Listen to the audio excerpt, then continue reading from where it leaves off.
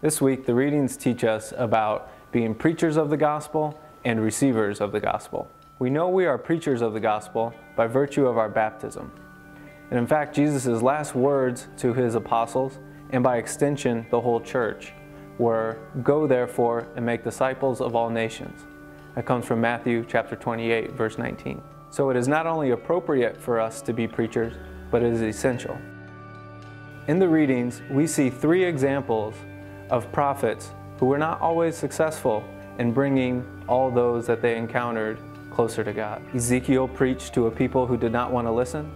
St. Paul was persecuted, beaten, and even ran out of cities.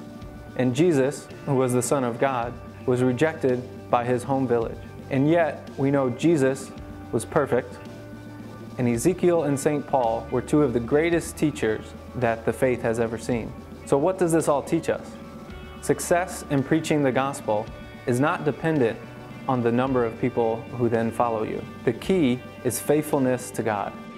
We preach the gospel in response to the gifts and the love God has given us. And that love we have for God is so great that it spills out to others. As preachers of the gospel, this must be our primary concern, to please God and to glorify Him. As receivers of the gospel, it is essential for us to be open to the love of God. In the gospel, it says that Jesus was not able to work many miracles in that area. Now, this was not because of anything that was lacking of Jesus, but it was because of the lack of openness of the people. We need to ask ourselves how we can always be open to the love of God. The key to being a faithful preacher and a faithful receiver is humility.